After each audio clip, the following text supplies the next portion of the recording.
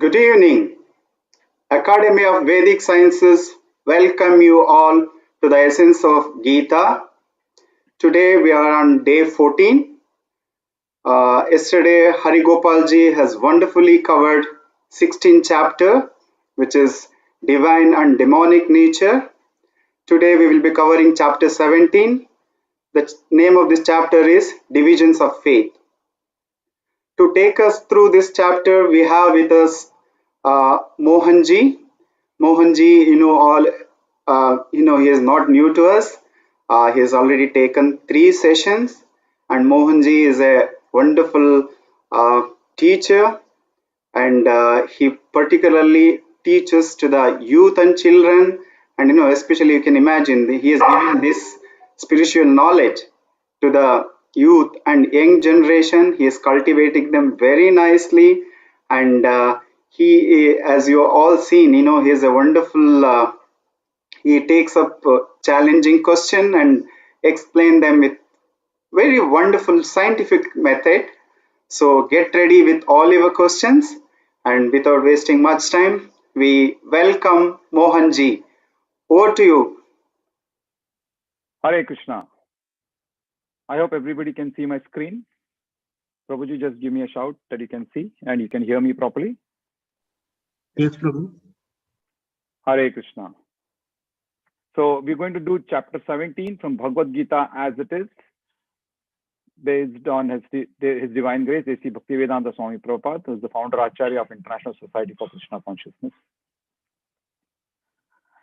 Divisions of Faith, Shraddhatraya Vibhaga Yoga. That's the name of this particular chapter, chapter number 17. Yesterday, we have clearly seen the aspects around the 16th chapter, and today we will explore what 17th chapter says. Let's begin with a small prayer that we do every time.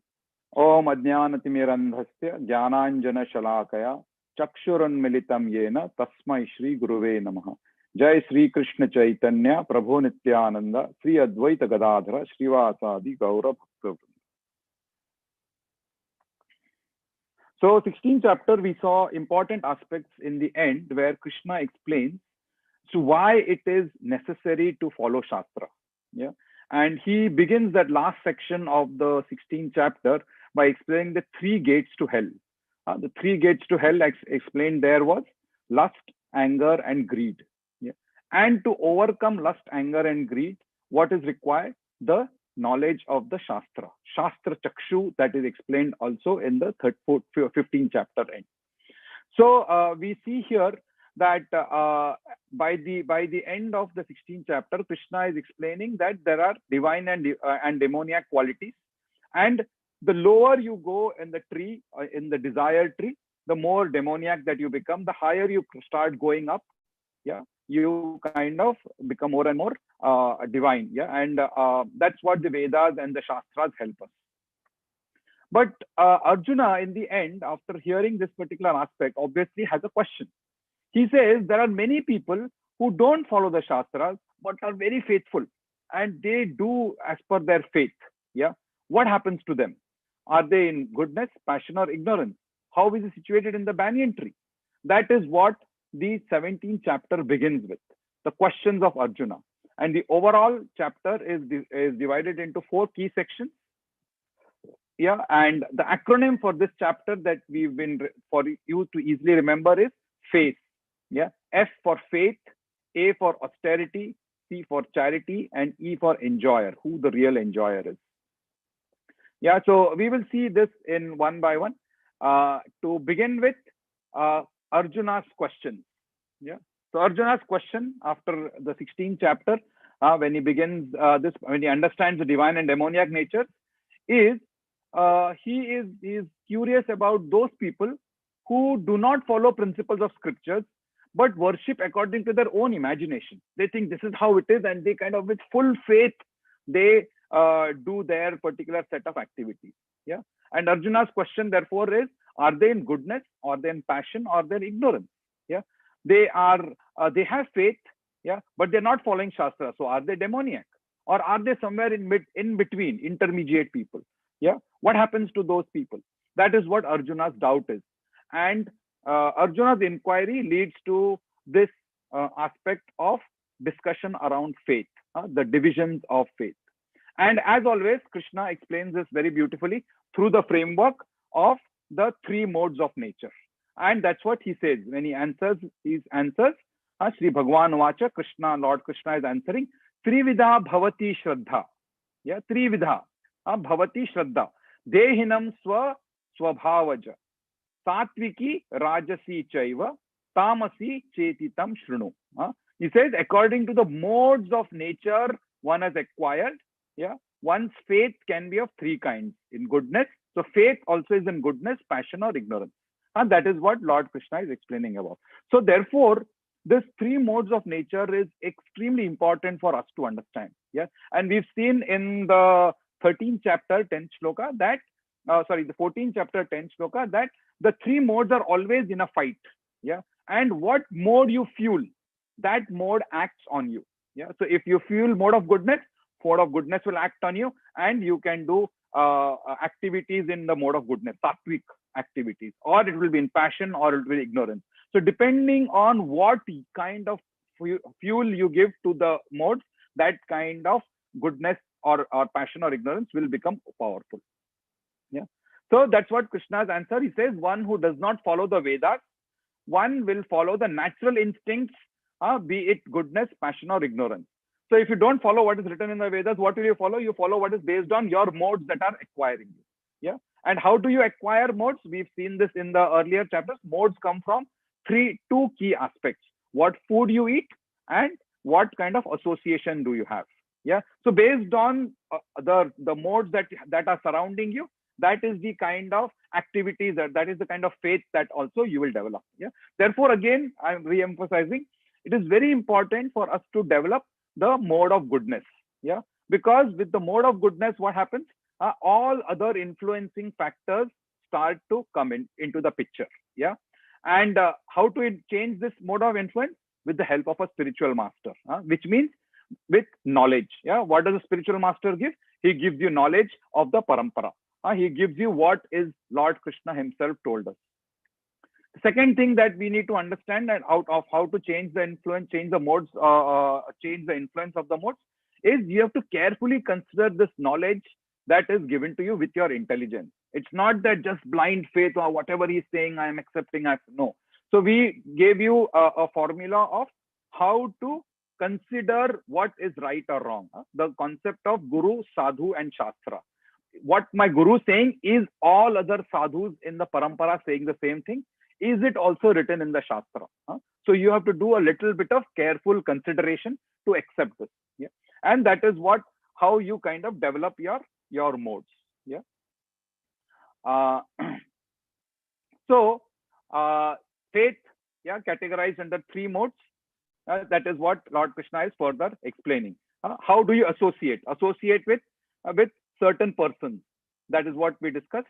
What is the original condition of the living entity? We saw we are all minute, minuscule particles. We are 1/10,000th of a tip of a soul, and we are fragmented portions of the Supreme Lord. And what has happened to us? We have come into contact with the three modes of nature, and because of this, we have forgotten our original position.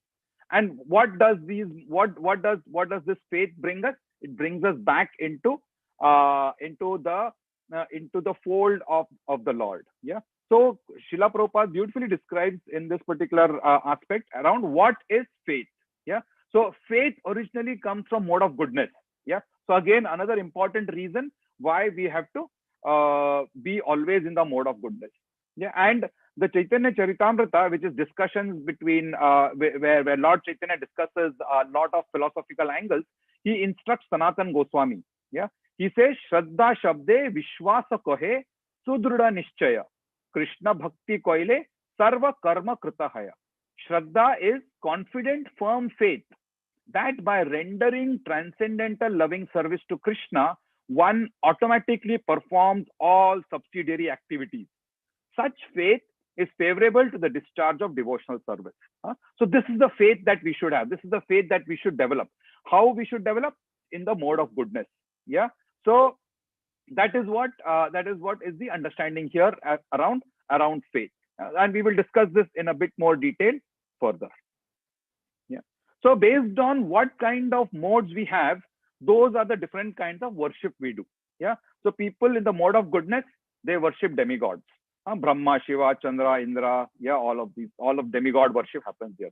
People in the mode of passion, what do? They worship demons or they worship people. Yeah, man worshipping Hitler during the Second World War, and we see something similar happening even nowadays. Yeah, so those are worships in the mode of passion. And finally, there are worship in the mode of ignorance also. And what is that worship? Many people worship ghosts, spirits. Yeah, we see tombs. Yeah, people worshipping in the tombs. The entire Egyptian civilization is around tomb worship and dead people worship. Yeah, so those are all worship in the mode of ignorance. So we have to understand what kind of mode we develop. That is the kind of worship we will do. And each of these worship will give different kind of karma. Yeah, and which means what? The different kind of karma will bind us into this material world. And if you bind us into this material world, which means what? Again, you are in the cycle of birth, old age, disease, and death, which is what we are trying to transcend. Yeah. And different scriptures mention different kinds of worship. So the Matsya Puran, for example, it predominantly talks about different modes of worship, which is what we saw: worshipping demigods, mode of goodness; worshipping demons, mode of passion; worshipping ghosts and spirits is ignorance. And even within goodness, actually there is a predomination of the mode of goodness further. Yeah, it's called Shuddha Sattva. Yeah, or you go further into the modes. For example, all animals are predominantly the mode of ignorance. Yeah, but still we consider cow to be in the mode of goodness, or a lion to be in the mode of passion, and ignorance are monkeys and jackals. Yeah. Similarly, even in the mode of goodness, there is further classification. There is a range. Yeah, and the range is what? That really in the mode of goodness, that is worship of Lord Vishnu. In the mode of passion, you worship Lord Brahma, and in the mode of ignorance, we worship Lord Shiva. So that is the kind of discussion that Lord Krishna is bringing in around faith and how we develop each of this faith. So interestingly, there is some discussion around the people in the mode of ignorance. What do? Yeah, so they worship these bhutas and pretas. That's what the Lord explains in this particular verse. Yeah, and of course, what is the result of this? The result is that you keep coming into this body again and again. Yeah, that is what is the understanding of this. And who is a ghost or a bhuta? Basically, when the soul leaves the body prematurely. Yeah, so it doesn't have a physical body, but it only has a subtle body. Yeah, the soul plus subtle body and no gross body. That is what a bhut is. But then what is a preta? It means that there is a soul and a subtle body, plus it has something called as a transition body. Yeah, and typically what happens, the pretas become pitras after you do a pindadan. So typically we do pindadan. Why? Because we want our ancestors to at least go to the pitraloka, where at least they have a chance to further enjoy and probably come back again into this into the material world and get another chance. Yeah, so that's the discussion around people worshipping in the mode of ignorance. Yeah. Again, different kinds of worshippers. What do scriptures say here?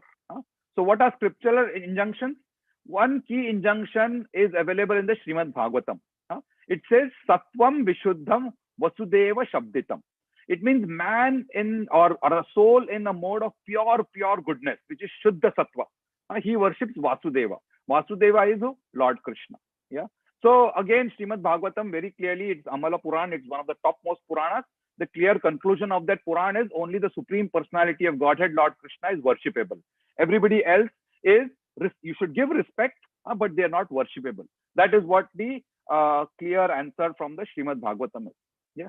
And many people, actually, there's further discussion, and there is this entire concept of Panchopasana. Panchopasana is the 5 worshipable objects that many people misunderstand from the Vedas. Yeah.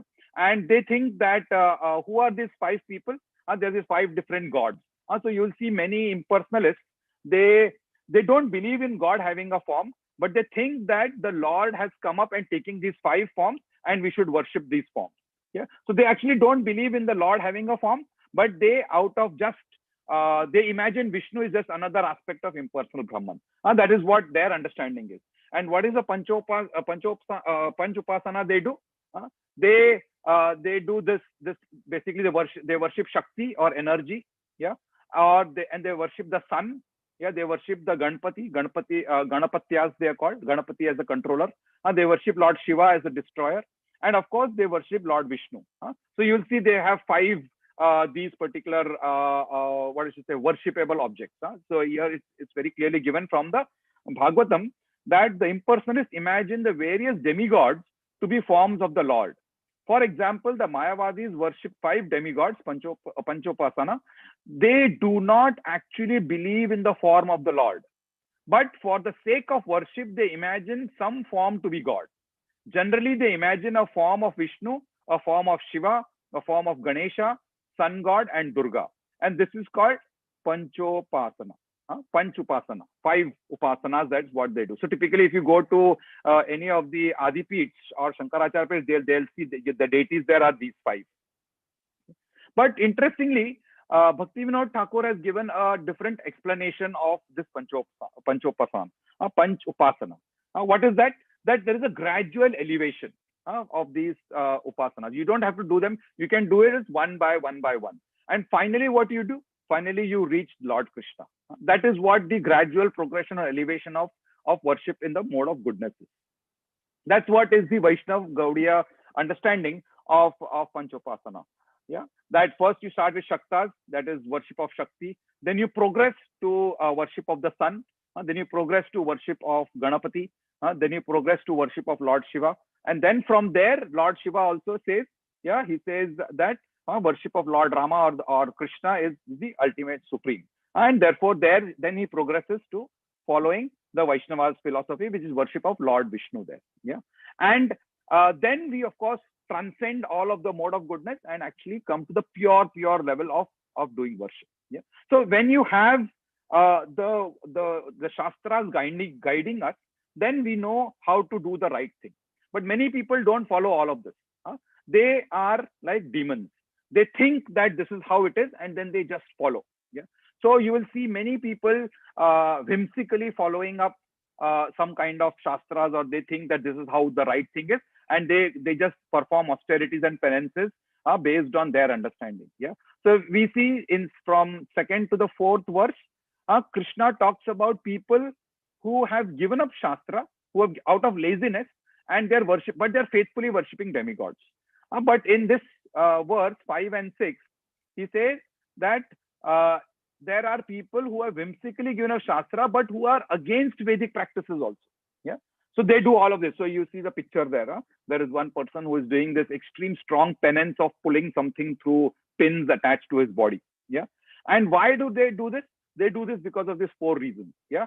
That they undergo severe penances and austerities not recommended in the scriptures. Yeah. And they perform them out of pride and ego. They want to show off that this is how I am. Yeah. And basically it's their own kind of glorification that they want to do, and they want to show off, which is what this happens. They're impelled by lust and attachment. After they do this, they think that they are going to get some real fantastic opportunity to do sense gratification. Yeah. And therefore, out of that particular force, they kind of do this kind of demoniac worship of demigods, or demoniac worship of non-shastric ways of doing worship. And then, of course, they are fools and torturers. That's what Lord Krishna directly says. Yeah. And basically, they are torturing the elements. The human body is given by the Lord for us, for an opportunity to understand Lord Krishna and go back to Godhead. Now, you can't torture the human body because then that becomes an insult to the Supreme Lord. And it is basically out of disobedience to the Lord is what impels us for these demons to do such kind of activity. And we've seen in the previous chapter why these demoniac activities come. Why? Lust, greed, and anger. Those are the 3 things that are gateways to hell, and those are also the things which are to be understood by us to be not done, so that we understand what is the right way of worship. Yeah. And yeah, we saw we see in this particular different characteristics of demons. They basically fast for an ulterior purpose. Yeah. For example, we see fasting being done for, say, please repeal one law. This law is, I don't agree to this law, or like we saw Anna Hazare doing one fasting, big fasting, a social or political purpose. Such good is not good. It's only temporary. Yeah, all of that is just for the body. Yeah, it's no spiritual advancement in that. So even though he has done that particular austerity with or penance with full faith, yeah, it's actually no use. That is what is mentioned in this particular verse. Yeah, achetasaha. Why is this not of much use? Because it is a misled mentality. Yeah, achetasaha. That's what the Lord uses this particular word. And what is the destiny of such people? They will still get repeated demoniac births. Yeah, and how do you overcome this? We have to be guided by the spiritual master and the right Vedic path. That is what is the understanding of this particular chapter. So how do you identify what mode am I in, or what is the faith that I have? Yeah. So it is basically Lord Krishna explains in 7th. It's basically identified by 4 set of activities: how you eat, what sacrifices you do, what austerities you do, and what kind of charity you give. Yeah. So when you observe these, and Krishna has described the 3 kind of mode of goodness and mode of ignorance and mode of passion in each of these particular activities. Yeah. And the wise, people who have intelligence, they discriminate in these activities. Yeah. For example, charity, you'll think, oh, charity, how can charity be in the mode of ignorance? Yes, charity is also in the mode of ignorance, and Krishna will explain this particular aspect in a minute here. Yeah. So that's where the first part of the first section ends, F ends, and we will see the different. So we saw this categorization: eating. First, we will see eating. We will see then sacrifice. We'll then see austerity, and then charity. Yeah. So let's see eating. What is there in what kind of food you eat? Yeah. So we call sattvic food. You've all probably heard of sattvic food. Yeah. So Krishna describes what is food in the mode of goodness, sattvika, and he says that food which increases the duration of life, food which purifies one's existence, gives strength, health, and happiness, is juicy, fatty, wholesome, and pleasing to the heart. That kind of food is very, very sattvic. Yeah. And that's what he says is the food in the mode of goodness. What is food in the mode of passion? Yeah. Extremely bitter food, or too sour, or very salty, hot, pungent, dry, burning. Yeah. That is the kind of food is in the mode of passion. And typically it causes distress, misery, and disease. And what is the distress? It refers to the pain felt while eating the food. You feel so much of pain, your throat burns, your tongue burns. Even after it goes inside the stomach, it burns. When it's coming out of the stomach, it burns. That is the distress it causes. This food in the mode of passion. Yeah. Then it causes misery. Typically, the after effects of this is a lot of depression. Yeah, one feels after eating such food. Yeah, and there are a lot of diseases which are associated with extremely passionate food that you eat. Yeah, and of course those are yet to come. So distress comes very first, then little bit misery comes after a point of time, and then finally the disease comes. So this is what the food in the mode of passion gives you. Extremely avoidable food is we all should do. And food in the mode of ignorance. Yeah, food in the mode of ignorance is defined as that food which is cooked more than 3 hours before eating. Yeah, so anything cooked before 3 hours, actually it becomes food in the mode of ignorance. Yeah, except of course if it is offered to the Lord. So that's the trick. Now you prepare the food, you offer it to the Lord, then it becomes transcendental. Then it is not connected to any of the modes. Yeah, food which is tasteless, which is putrid, decomposed. Yeah, decomposed of bodies. Yeah, and consists of remnants of others and untouchable things. This is food in the mode of ignorance. So actually, Lord Krishna explains in a very brief in these particular shlokas, but the Manu Samhita describes with very much detail each of these particular foods and different types of foods in each of these. So many people think just eating vegetarian food is sattvic food. Actually, it's a very wrong misconception. Yeah. For example, opium is also vegetarian, but still it is not considered to be food in the mode of goodness or sattvic food. Similarly with onion and garlic, they are considered to be extremely tamasic food. So even in the vegetarian food items, there are clear segregations of what to be eaten and what not to be eaten, or what kind of food is in ignorance and what kind of food is in passion. Yeah. Ideally recommended is that you choose only food which is in the mode of goodness. And what more better that you can do is you prepare food in the mode of goodness, you offer it to the Lord. And when you offer it to the Lord, what happens?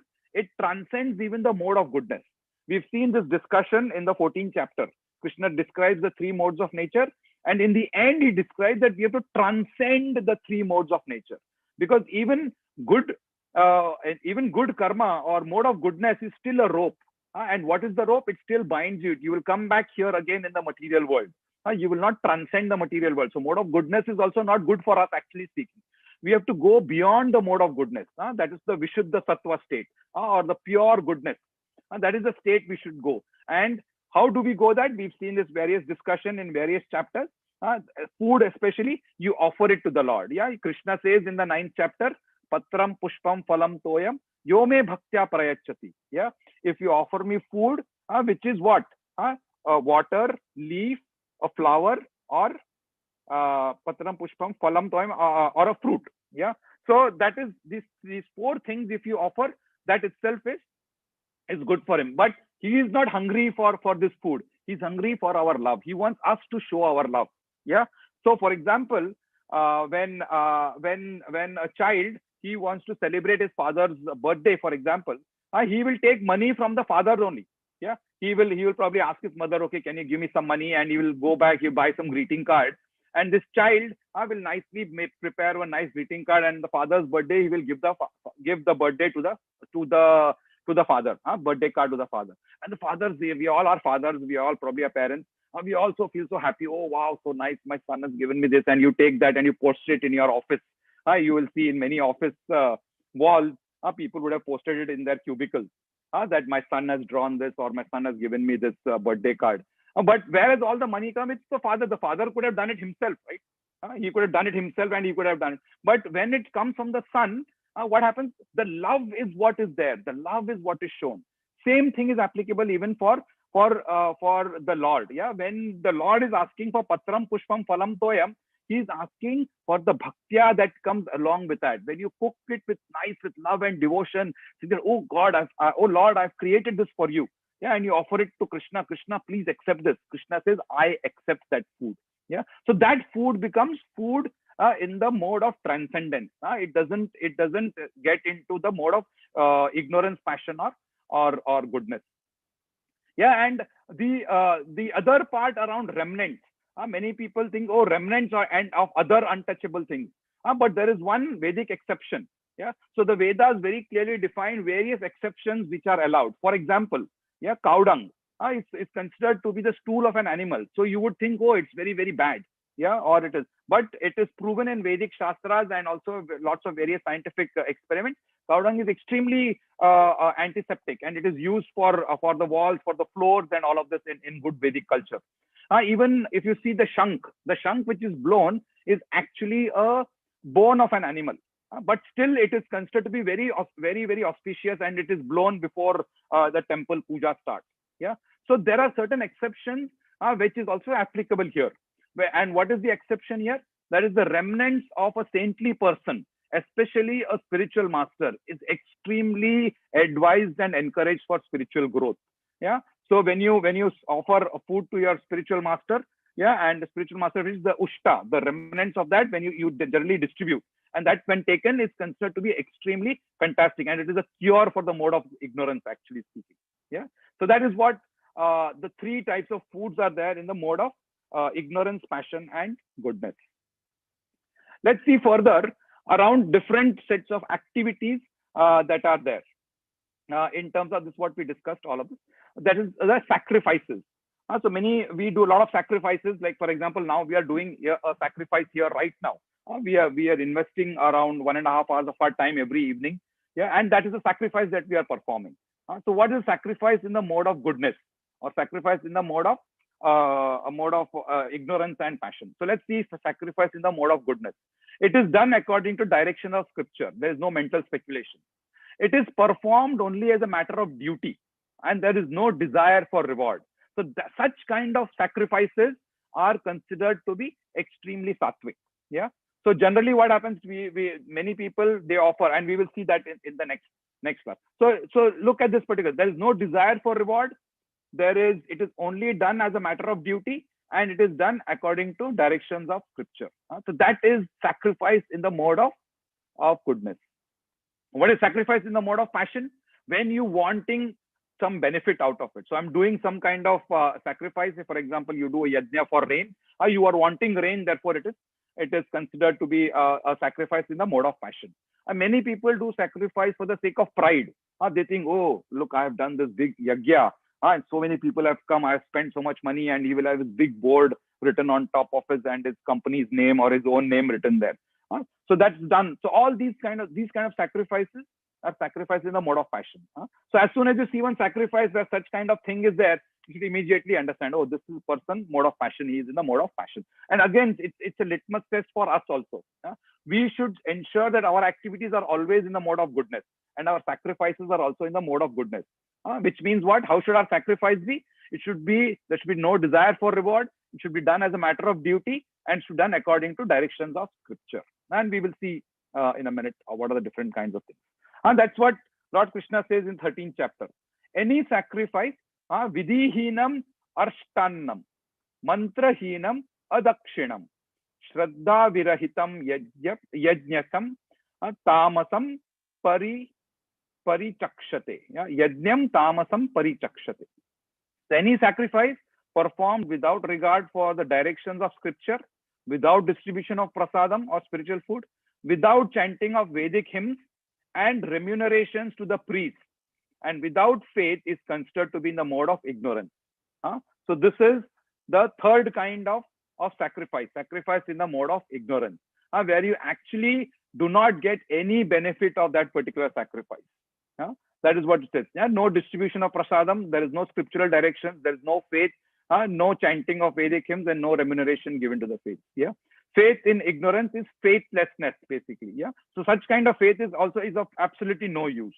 So when we do worship, demigod worship for some money or whatever, and out of just show, all these produces demoniac mentality. You typically see that such people who do such kind of thing, they actually swell in pride. That's one of the biggest. Pride leads to the fall, and that's what is described by Lord Krishna as sacrifices in the mode of ignorance.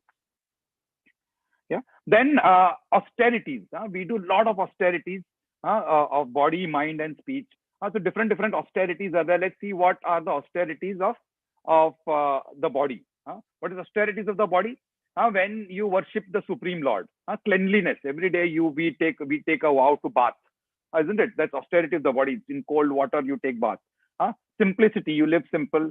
Celibacy and non-violence. That's considered to be austerities of the body. What is austerity of speech? Speaking truthful words, which is pleasing, beneficial, not agitating to others. Of course, exceptions again here when teacher correcting his students. He's doing it out of duty. It's not out of agitation. He's doing it out of duty because he wants to correct that person. Also, regularly reciting Vedic literature. That is austerity of the speech. Every day chanting the Bhagavad Gita, chanting Bhagavatam shlokas. Very, very important. Austerity of the mind. Lord Krishna describes what are austerities of the mind. Gravity in thought. Satisfaction. That knowing that whatever Krishna has given, he knows right, and he's given me what is perfect.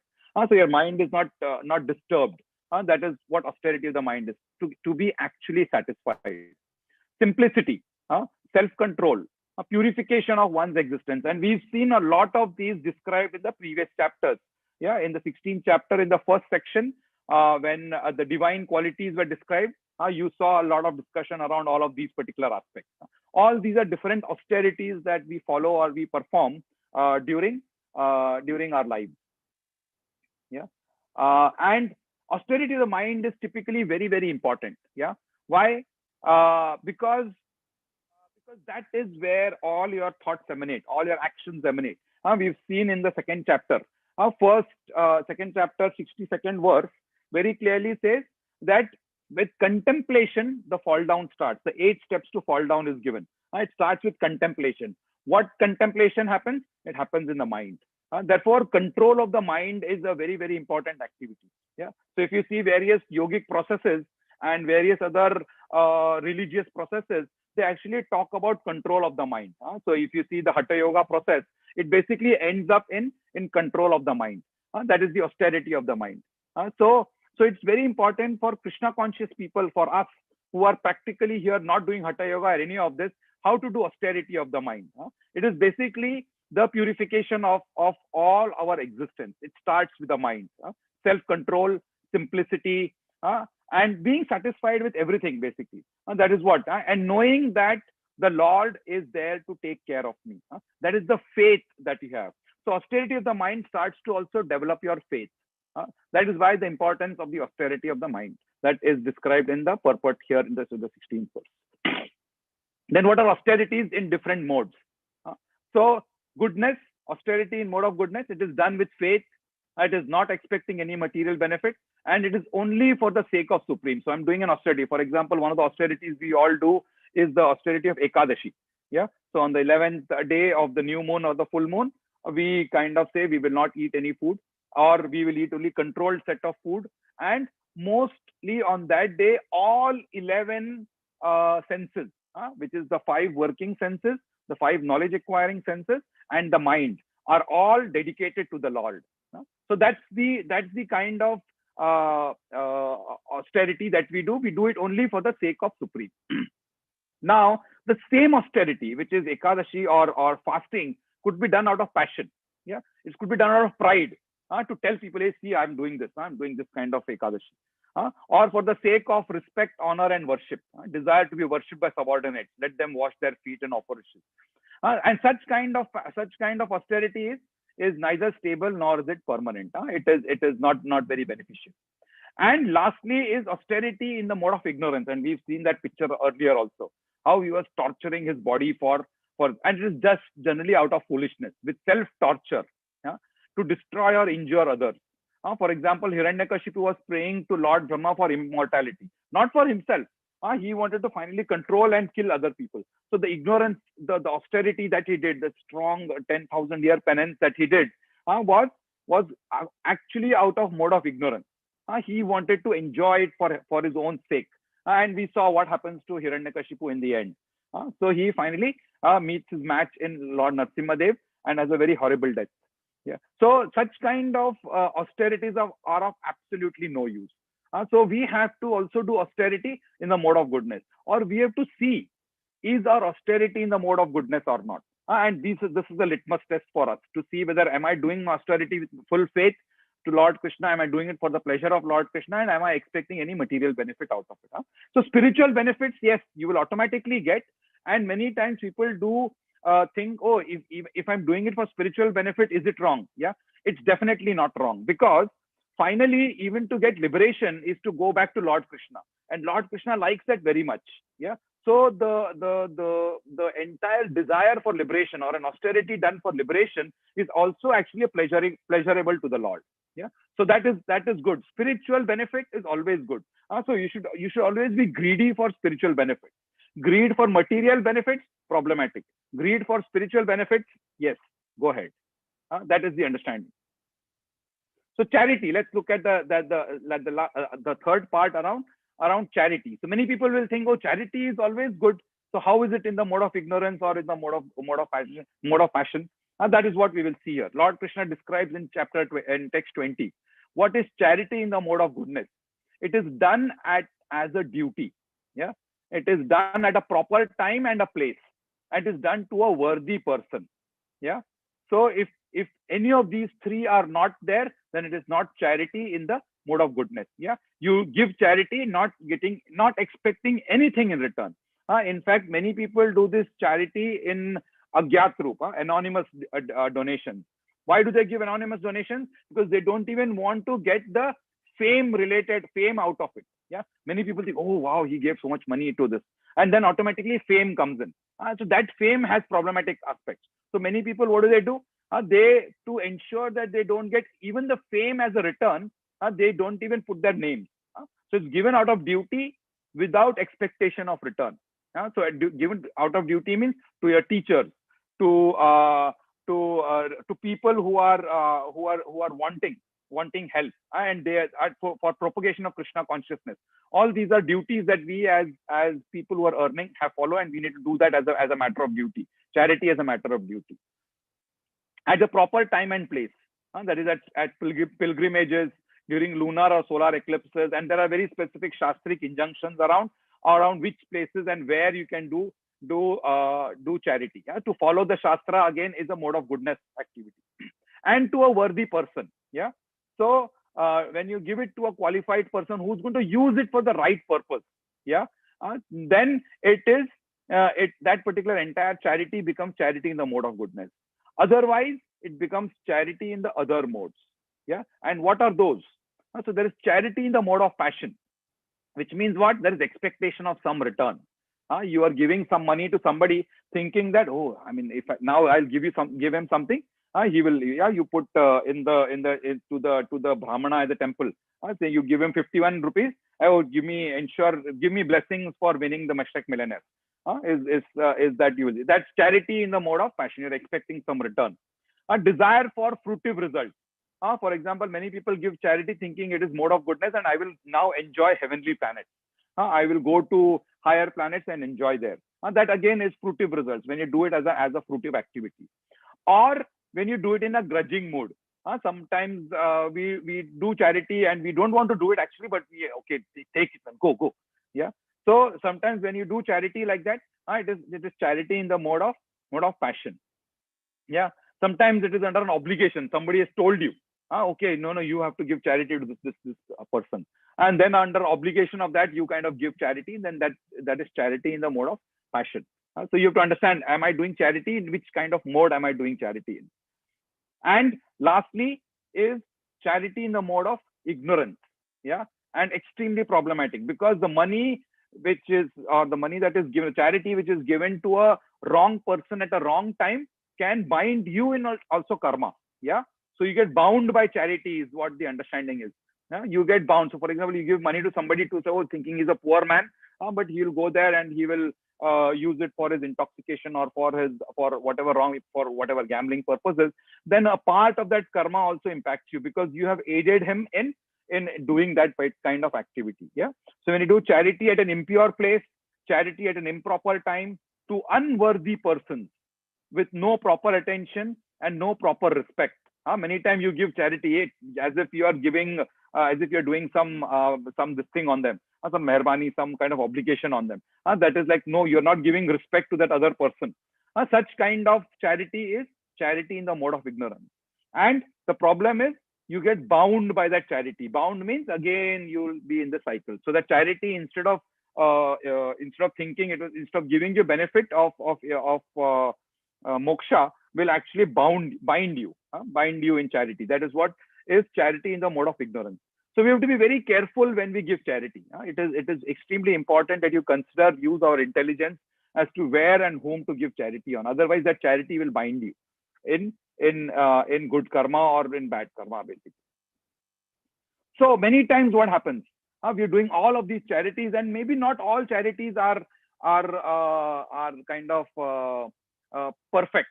So what is the best kind of all of these activities, of all of this faith? Yeah. And what is the best kind? Lord Krishna explains, when you do it to the rightful enjoyer, when you give it to the rightful enjoyer, that's the E part. And who's the rightful enjoyer? The Supreme Lord. Yeah. So sacrifice, penance, and austerity done without faith in the Supreme and without a transcendental objective are useless both in this life and the next. Yeah. That's what is the understanding that Krishna gives. So Krishna explains this concept of Om Tat Sat.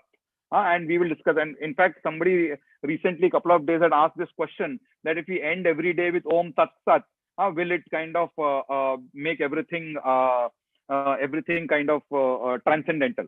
Yeah. Actually, Krishna says yes. If you've done all of these particular activities, the mode of goodness, and then in the end you say Om Tat Sat. When the purpose of sacrifices, charity, and eating of foods is the absolute truth, the Supreme Person, indicated by the syllables Om Tat Sat, these activities are performed in the mode of goodness, can bring spiritual elevation. Yeah. So that's the understanding. So let's see what this Om Tat Sat is and what does Lord Krishna say in this particular aspect. Yeah? It basically means getting free from the defects in one's sacrifice, austerity, and charity. Yeah. So any of these austerity, sacrifice, and charity will be in the modes. Yeah. Even if it is in the mode of goodness, there is a problem because yes, sacrifice done in the mode of goodness will give you good karma. Good karma means you'll have to come back again to enjoy. And if you come back again to enjoy, old age, disease, and death always follows you.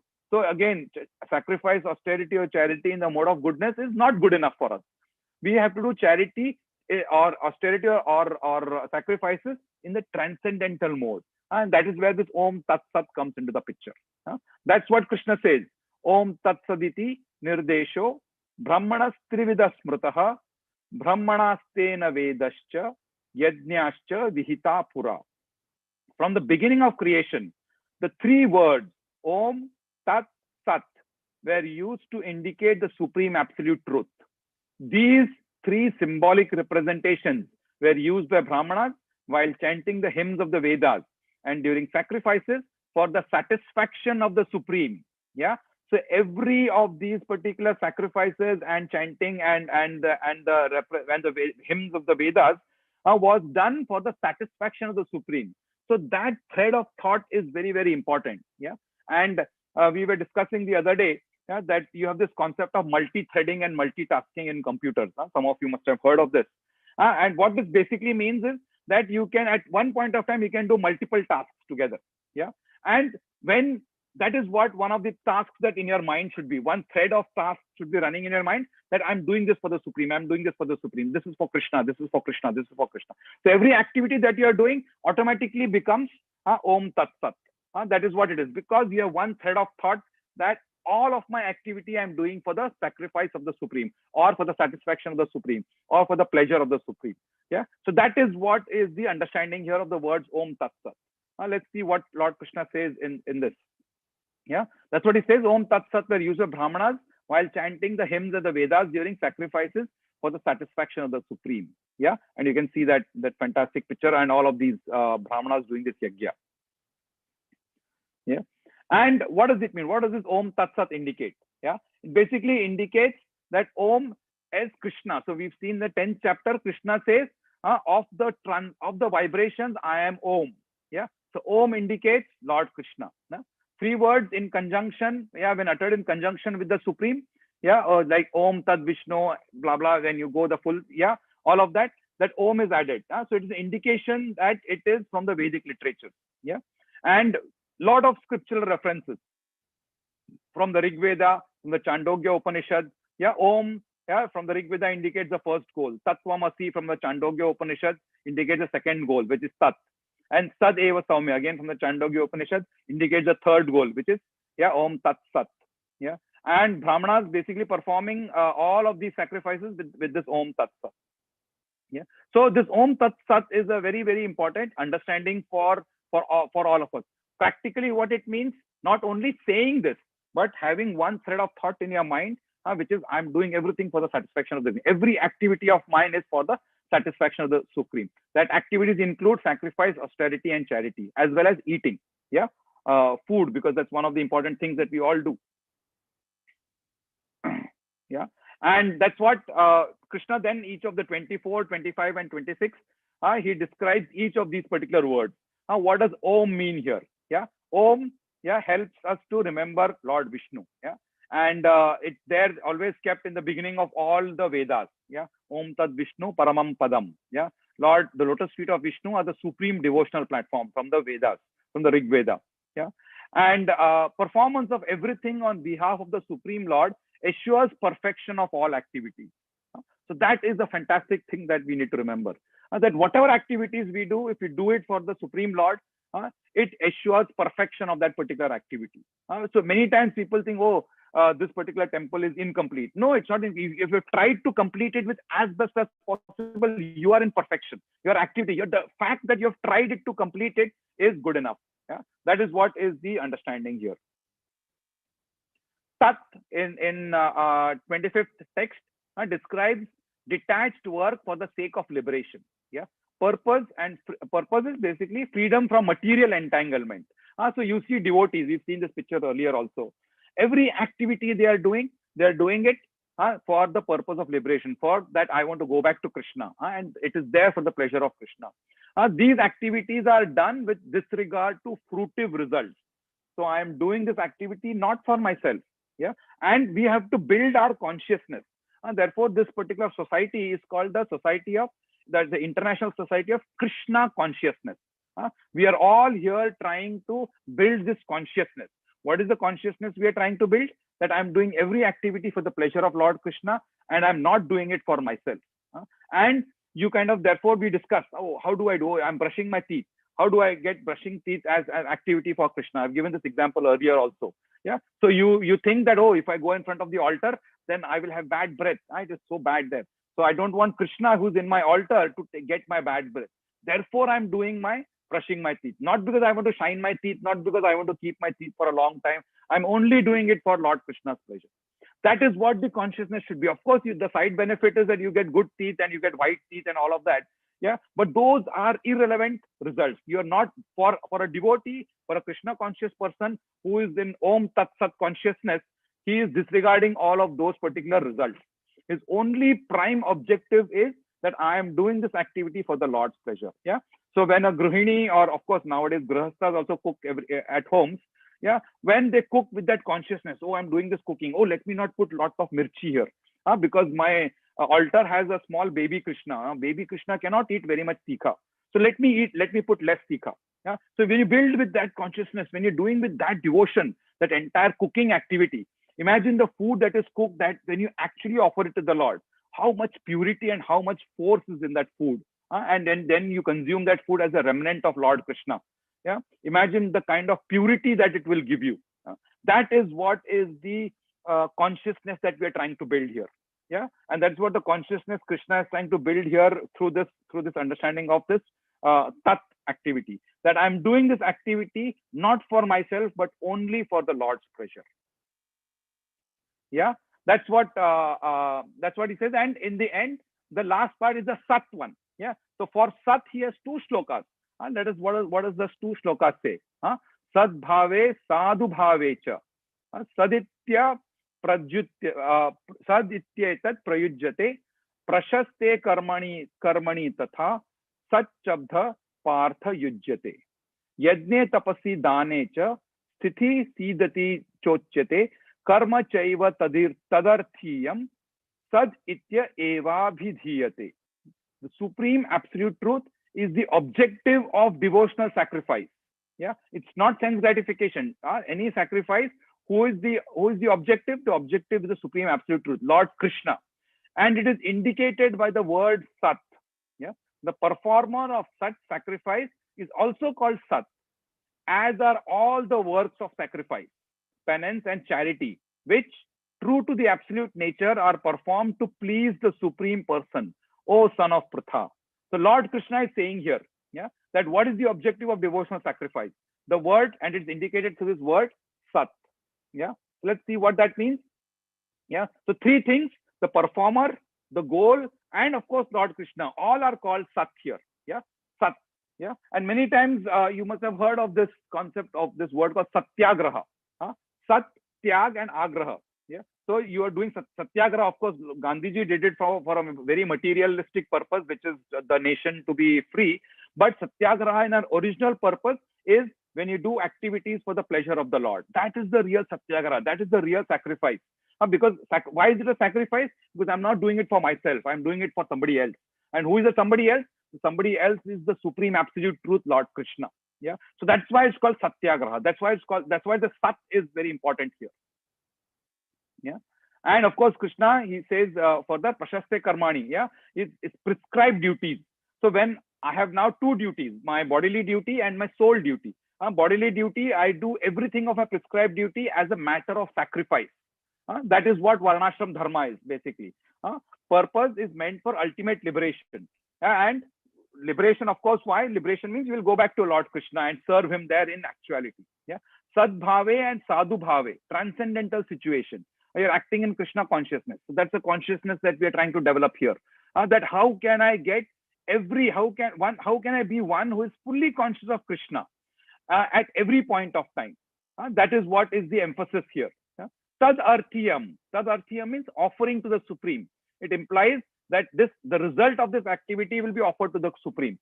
So there are two activities we do. One is an activity which you do, which can directly be offered to the Lord. For example, you're doing devotional service at temple or a puja. But many times we as grihasthas, we do activities which are not directly to the Lord. For example, we go outside to work. Yeah. Then how does that activity become tad arthiyam? You take the result of that activity and offer it to the Lord. Yeah. So that is when it becomes tadarthiyam. That is when it becomes offering to the Supreme. That is when the Om Tat Sat actually comes into perfection there. Yeah. And that is what the practical application here is. That's what I've been describing. Om Tat Sat is used when initiating a person or offering a sacred thread and many other yajnas. Yeah. Why as a yajna? Yajna is nothing but a sacrifice. So when you're initiating a person, when you're giving a thread, what are you telling him? You're telling him basically from now on, all your activities are only for the Supreme Lord and not for yourself. You are initiating him into this process of, you're giving him the dwar.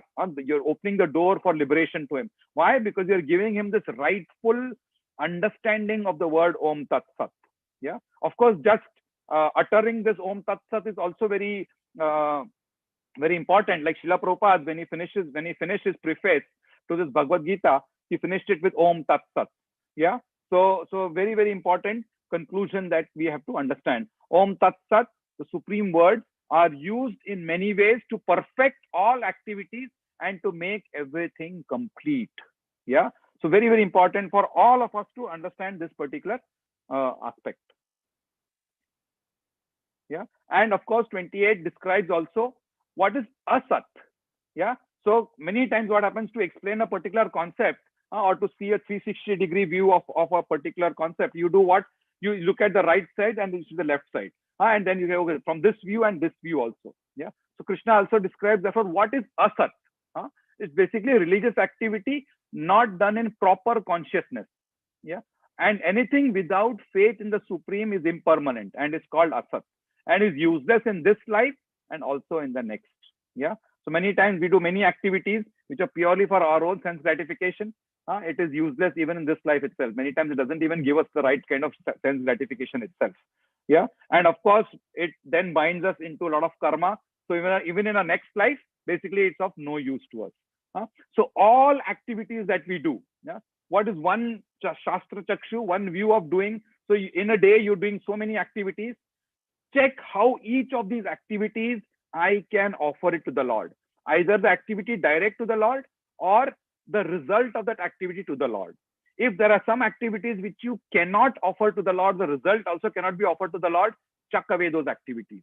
Yeah, that is what real sacrifice is. That is what real understanding of this particular 17th chapter is. To understand what is asat and what is sat. Yeah. So every activity that you do, look at it as a sacrifice. Yeah. And when you look at it as a sacrifice for the pleasure of the Lord, automatically that particular activity will liberate you. Otherwise, that activity will bind you. We've seen this in the 4th chapter, Karma Bandhanam. So that is what is the further understanding here. And when you understand the 3 modes of nature, we have to understand that the 3 modes of nature are always acting on us. Yeah. And we have the power to fuel one of the right modes. And what is the right mode? Right mode is the mode of goodness. So we don't want to fuel mode of ignorance and mode of passion, because these activities result in asat activities. Activities in the mode of ignorance, activities in the mode of passion are useless to us even in this life and even in the next. Therefore, let's kind of do tyaga of those activities. There is this fire. Take a vow that in this fire I will put all my asat activities and I will only try to do sat activities, activities which in the end of the day, I can actually say Om Tat Sat and purify them further. That is what the understanding of this particular chapter is. Yeah. And yeah, that's what the discussion that we had on this particular verse. So what is asat? Sacrifice, charity and penance without faith in the Supreme is abominable. Yeah, because it is useless, being temporary. Like I told you, even in this life, you don't get the right sense gratification, nor in the future life, it is of any use, because it just binds you for karma. So what is the best recommendation? The best recommendation is to act under the guidance of the bona fide spiritual master, Srila Prabhupada. What is he telling us? He's telling us to gradually move into Krishna consciousness mode. Yeah, which means you should be very, very checking every day. You should check, these are the activities I've done today. Can I offer this to the Lord? Can I offer the result of these activities to the Lord? If not, I need to improve myself. Let me remove this the next day. So that is the kind of checking that we should do, so that we kind of progress further in Krishna consciousness. And that is what our acharyas and our sadhus and Srila Prabhupada and our verses and our shastras explain to us. Yeah, that is when we get success. success in the process of Krishna consciousness. So that's where we end this particular chapter called the Shraddha Traya Vibhaga Yoga. Yeah, the 17th of the faith, three divisions of faith. Hare Krishna. So hopefully we will take some questions, and I will take a break for a minute, and hopefully Jagan Prabhu will help me to take some questions.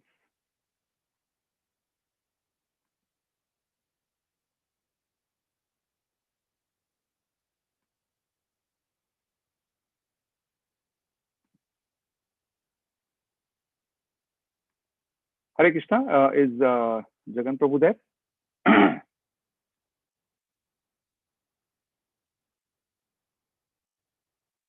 No. Okay, maybe he is a bit stuck somewhere. Let me look. So I've not been able to see any of the chat messages, so I'm going to see them now. Okay, so Krishna. Okay, Krishna Niranjan, where are you? Show me yourself. Yeah. He is, yes, Krishna is there.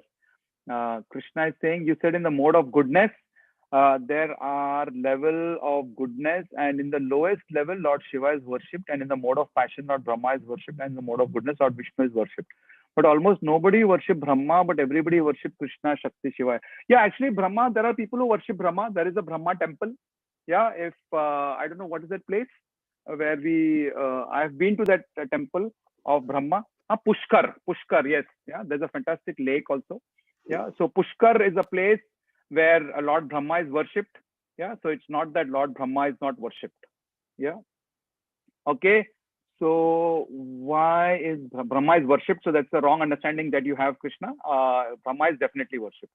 What happens to Shiva's devotees? Yeah, so if you have Lord Shiva's devotee and if he's asking for bhakti, yeah, Lord Shiva automatically directs him to Lord Vishnu. That's what the understanding. So when all of these demigods, when they worship, when you have worship without any desire for sense gratification. So many times, yeah, that's my own personal example.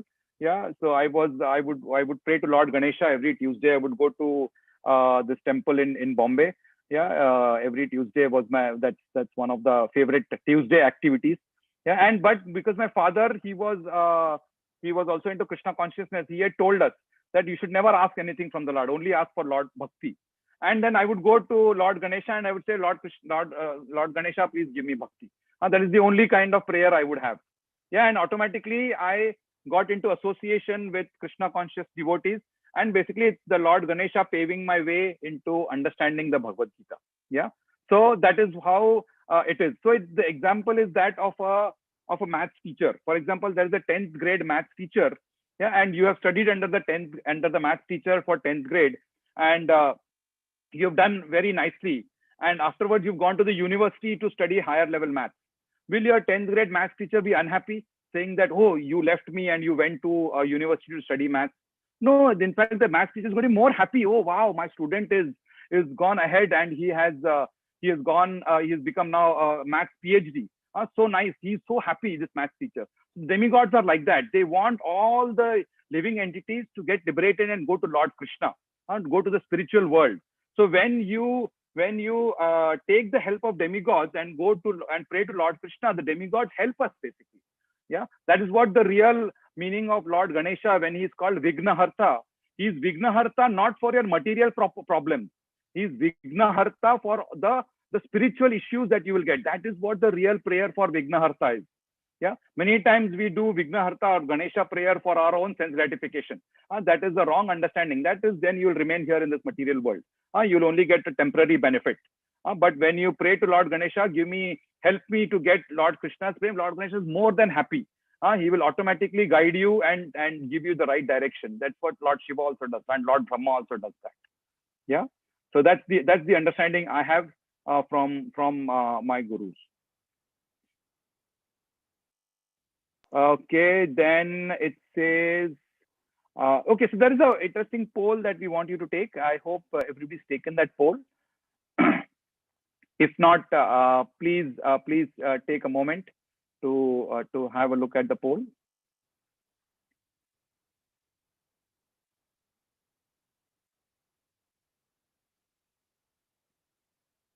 While I look at the questions.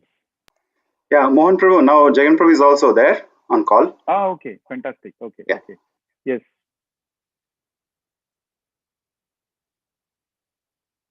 So, Jagan Prabhu, you are muted. I think you need to unmute yourself. Or admin, can you help us? Help muting Jagan Prabhu, please. Unmuting, rather.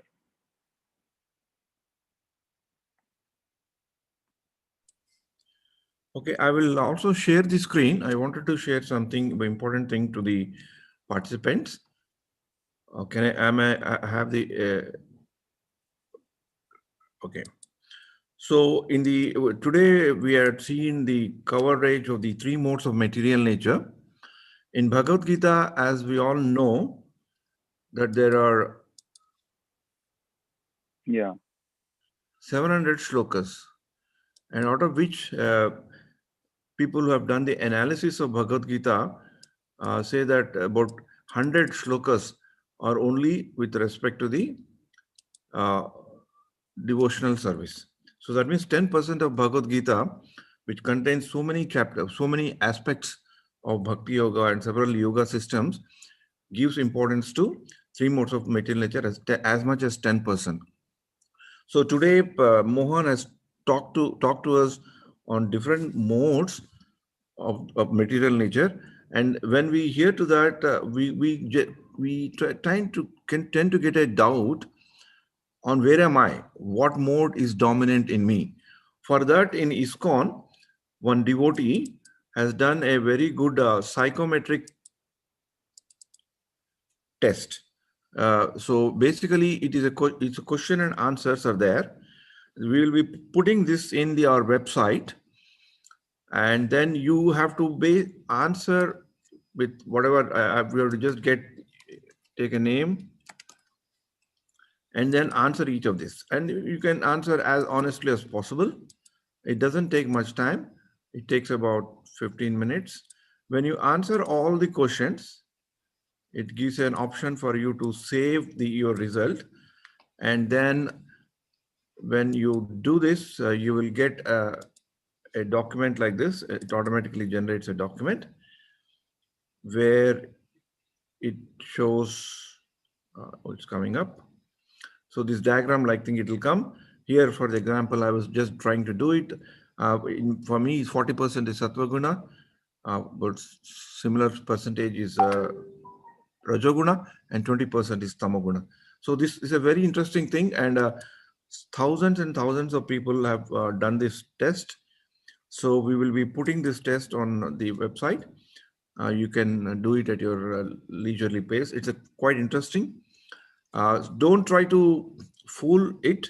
It's a psychometric test because the questions are designed in such a way that even if you try hard to fool it, it's still somewhere you get wrong. So kindly do it yourself, and you will know which are the modes of material nature is dominant in you. It's nothing.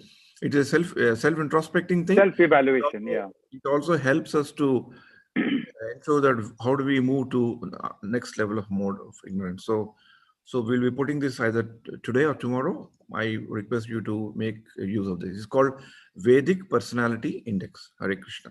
Thanks a lot, Mohan. Thank you, Jagan Prabhu. So let's probably take some more questions.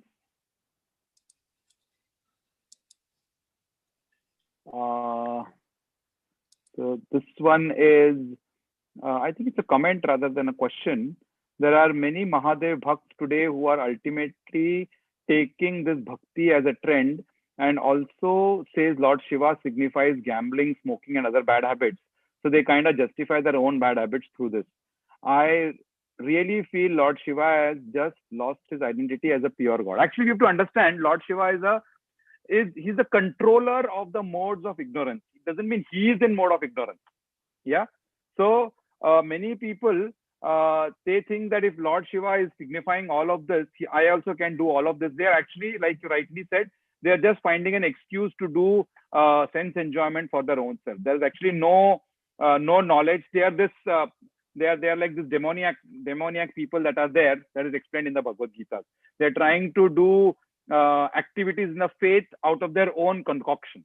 Yeah. So exactly 17th chapter discussion is applicable here to these set of people. Okay. So important question Nalin is asking. You have the example of Anna Hazare. If some method is adopted for the large social good, why would it be wrong? Yeah. If that is the only way to make someone listen. So should people not stand up or for fight against social injustice? Or is there a prescribed way? Even Mahabharata war finally happened because Duryodhana refused to listen. Yeah. So you're right. Yeah. It is we have to fight. Yeah. But then you have to fight. You have to understand that many times we look at only a small portion of our karmic activity in that fight. Yeah. We think we have been wronged only because we think we deserve this and we are not. But how do you know whether you deserve this or not? We, based on our past karmic activity, maybe we don't deserve it, actually speaking. So many times acceptance is a far more and better way to look at this particular angle. Of course, that doesn't mean that you keep getting injustices always. Yeah. You then, of course, try to fight back, saying that, and you fight back from a perspective of that other person should not be doing more bad karma on you. And that is when you do the fight back. Yeah. You don't do it out of fight back, out of revenge. Yeah. That is when it becomes problematic. Even for the way Anna Hazare, he has done it purely from a perspective of material things. Yeah. Also, what is the benefit of that material thing? It's not spiritual at all. Yeah. That is, of course, if the benefit of that was that all of these people which Anna Hazare fought for became Krishna conscious or became devotees, then that kind of method would have really be an ultimate kind of a method. That is what my understanding is. Yeah. So even Duryodhana, when the fight happened, it's not that Lord Krishna started the fight in the first instance itself. You see the amount of injustices the Pandavas underwent. And only after a long period of time, lot of understanding, then when it was understood that no, Duryodhana is not going to now listen, then the fight happened. So it's not that there was no tolerance there. Yeah. So there has to be a tolerance. The tolerance understanding of the Pandavas was also that there is some bad karma in my past, which is why I'm undergoing this particular current issues now. That is what the understanding there is, to look at it from a right perspective. Okay, so maybe Jagan Prabhu can help us with this answer. How is it decided for onion and garlic that it is tamasic food when both have medical properties as well? Hare Krishna. Nobody denies that onion and garlic has medical properties. So there's no doubt about it. But looking from a material angle. Looking from a spiritual angle, a lot of sages and elders have told us by taking these two products, it inhibits our inclination to understand matters of spirit.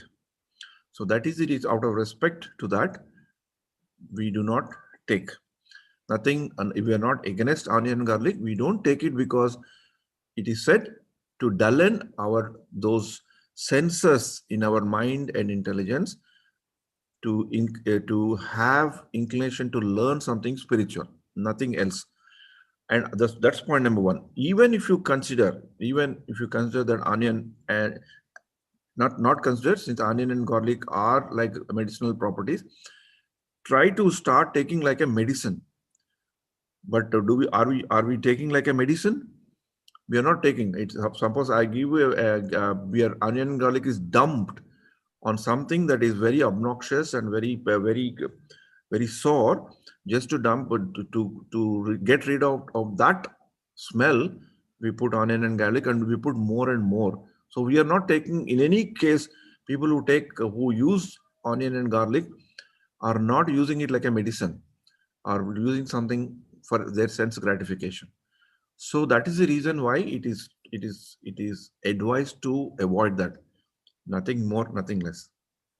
Yeah. There are Also, just scriptural Pramanic references and stories are also there. We don't have to go that far. The simple understanding is anything that is favorable to the cultivation of our devotion, we take it. Anything that is unfavorable, we try to avoid it. but you don't have any hatred or dislike for it. Yeah. Yeah, I think the other understanding also is that you take medicine when you're unwell. You generally don't take medicine if everything is fine. So just taking onion and garlic is actually bad for spiritual health. So that is also an understanding. Only if you have some specific problems, then you take medicine, right? And that is where the medicinal properties of even onion garlic come into the picture. Otherwise, it's not required, actually speaking. Your sattvic food will give you all the necessary required benefits that are required for the body, basically. Yeah. And another thing also, people who have taken onion garlic and who have left onion and garlic and started taking food, many people confess and conclude and state that that's the time they really start enjoying the taste of the vegetables. So if you take, Correct. yeah, so even if you forget about spirituality, you forget about all that thing, but at least to taste the real taste of vegetables, try to eat food without onion garlic and you really enjoy it. Yeah. Okay, then it says Pratishthit Chavan Prabhu says, Hare Krishna Prabhu, by listening to BG sessions and expecting to progress in the Bhakti Marg, does it lead to desire for award? Is it expectation of fruit? So I think the desire for award is it, if the desire for award is to take moksha or get liberation, then it is not it's a spiritual fruit. It's a spiritual. It's a material. It's not a material fruitive activity. Yeah. And to go back to Lord Krishna to do service directly to him is a fantastic desire to have. So if the sessions are giving you that particular desire, fantastic. We've achieved something, actually speaking. Yeah. So thank you very much for that particular understanding. So it's not fruitive at all. Yeah. So please definitely have a desire so that you can go back to the Lord. That is a desire that we should have, and that is the desire we should cultivate. Okay, then yajna for the well-being of ancestors for Krishna is a sacrifice in which mode? Yeah. So sorry, I didn't understand. Yeah, yajna for the well-being of ancestors for Krishna.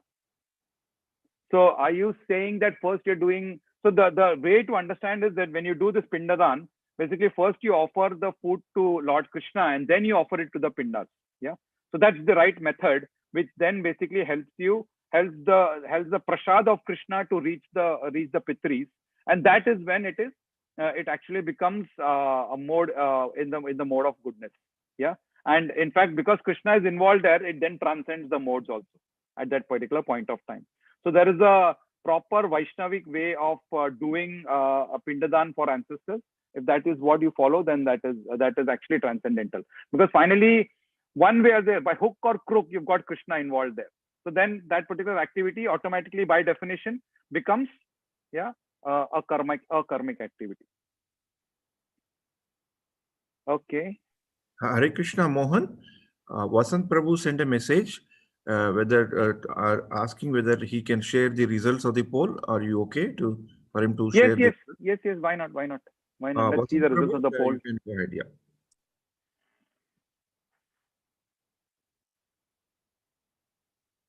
Okay, interesting. Can you explain, or Mohan, can you take the understanding of that?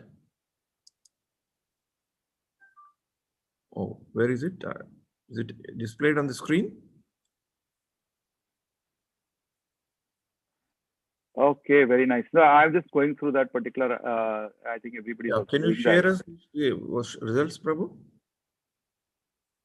It's being shared, Prabhu. Are you not getting it? It says, which section of the Gita did you find the easiest to understand? I think 45%, 47% of the people said chapter 7 to 12. That was the easiest, the Bhakti Yoga section. Okay.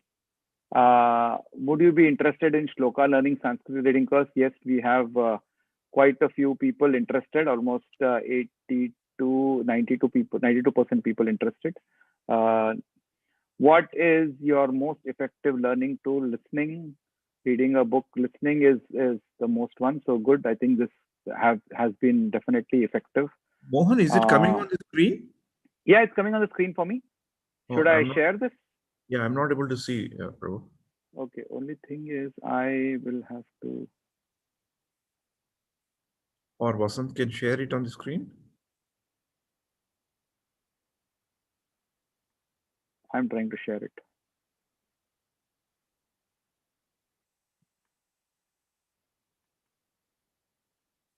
Okay, I think I cannot make it full screen, the poll. How come? Okay. Okay, if it's not convenient, then leave it, Prabhu. Yeah, this can be better, a bit better.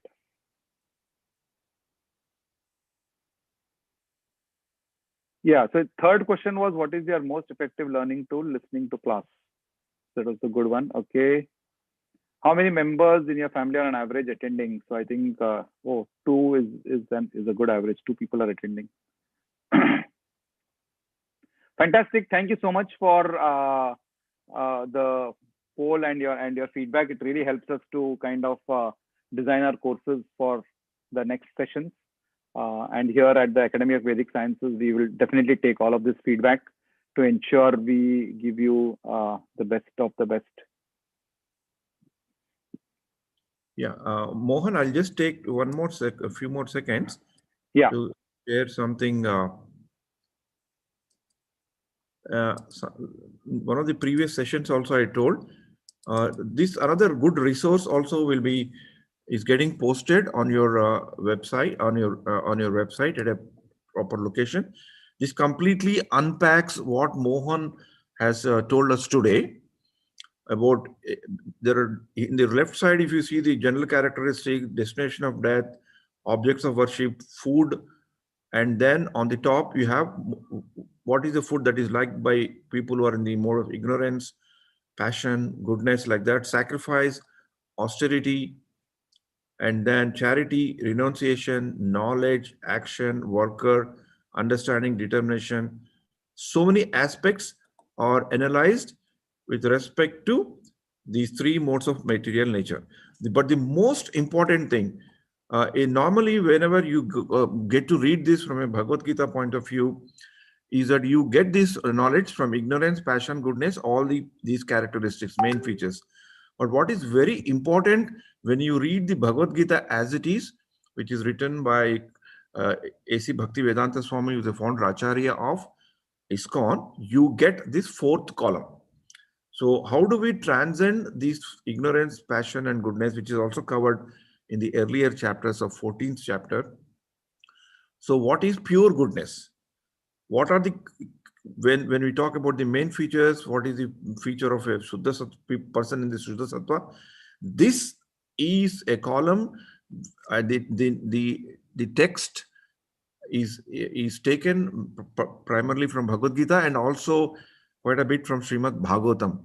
So this chart is a very, very useful tool for us, not only to understand where we are and to completely unpack the whole concept of Bhagavad Gita, 3 modes of material nature, and most importantly, not only knowing 3 modes of material nature, what are those qualities of a person who is in the pure goodness.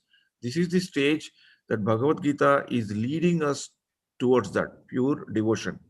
When we attend the one day's session on the Srimad Bhagavatam, this aspect also is given. So not only devotional service, we must endeavor to get to the stage of pure goodness. It is very easy to say, but at least theoretically, we have an opportunity to learn about this primarily from the teachings of Srila Prabhupada. So this also will be given to you. Kindly make use of this, understand this, refer to this at any point in time, and you also are free to share with your friends and relatives. By far, I find this is the best way to get to know. In essence, within 15 minutes, you know completely what has been told and what is going to be told in 18th chapter also about this very important topic. Hare Krishna.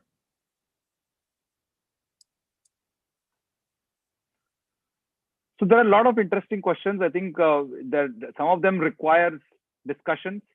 Yeah, it's not directly straightforward. There's one question which is asked by Sneha, which I want to take up.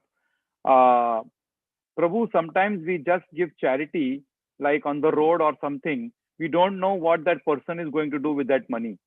So do we still get the karma by doing such charity?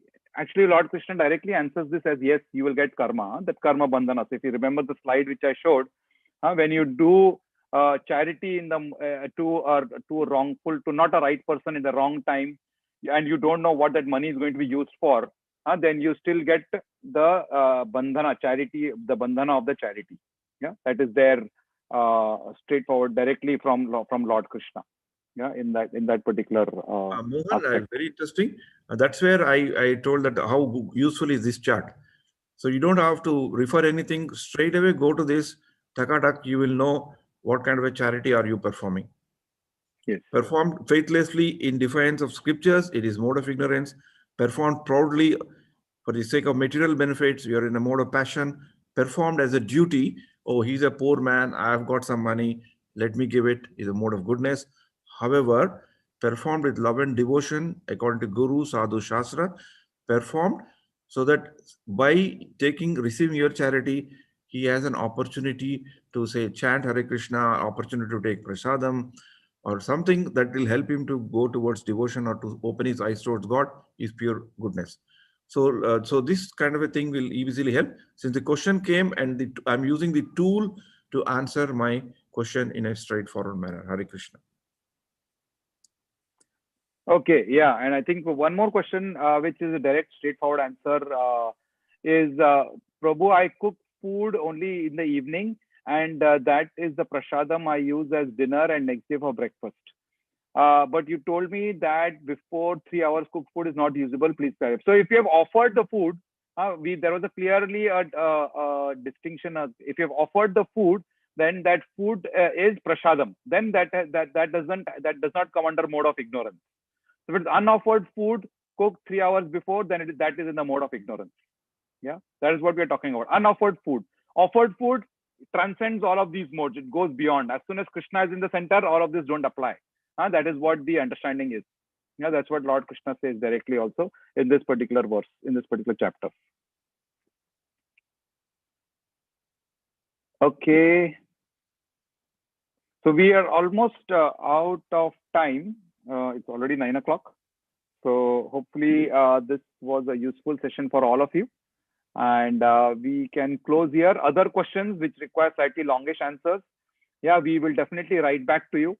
Please refer back to our website, bit.do/essence of Gita, where we will try to answer all of these questions in the best manner that we understand from the Bhagavad Gita. Hare Krishna. Jayanji, there is some people are asking, they are unable to do the quiz. If you don't mind, can you quickly show them how to do the quiz, Kahoot quiz?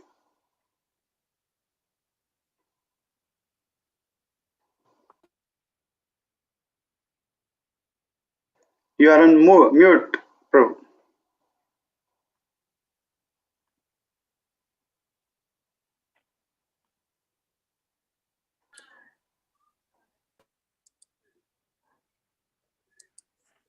Yeah, am I audible? Yes. Yes. Yeah. I also got some calls about the links. I've then sent them the links. So this is how the link comes, and you just press the link.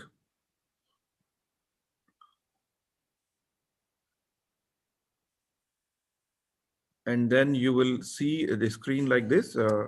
Is my screen visible? Yes, Prabhu, it's visible. Yeah. Okay. And then you just type the name, and then the quiz starts. So this is the question that you will get it.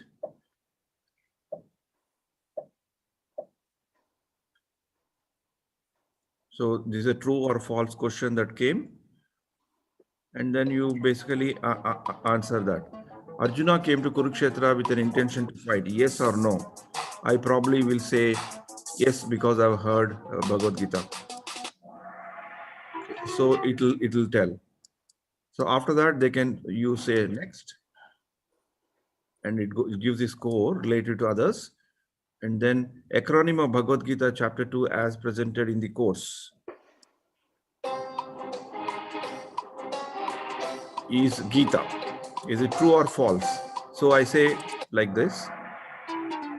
So if I'm wrong, it will tell me that I'm wrong, and it will point to me the right question. So as I'm going through the quiz, it basically intuitively will allow me to understand where I went wrong, and we can note down the answers which we did wrong, and we can redo the quiz so that our understanding gets better. I did hear I got some WhatsApp messages from the people whom I know that they are not able to access. I will recheck again all the links that are posted tomorrow and ensure that everything is correct. As far as I know, I've tested 4 or 5 chapters, they are working, but there could be some issues in the link that were posted. We'll definitely correct by end of tomorrow, ensure that everything is quality checked once again. Yeah, I got a message saying that up to 5 it works. I don't know what happened after 6. We'll check it out and correct the mistake. Apologies for the inconvenience caused.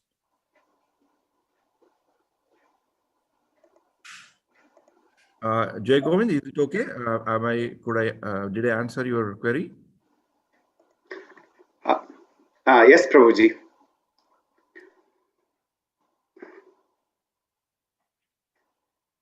Okay, thank you, Mohanji, and thank you, Jaganji, for the wonderful session, as usual. And as Mohan mentioned, the questions which are not answered, that will be answered in our website. Please do visit our website, bit.do/essence of Gita, and you will find all interesting quizzes. You will find all the participant materials, etc.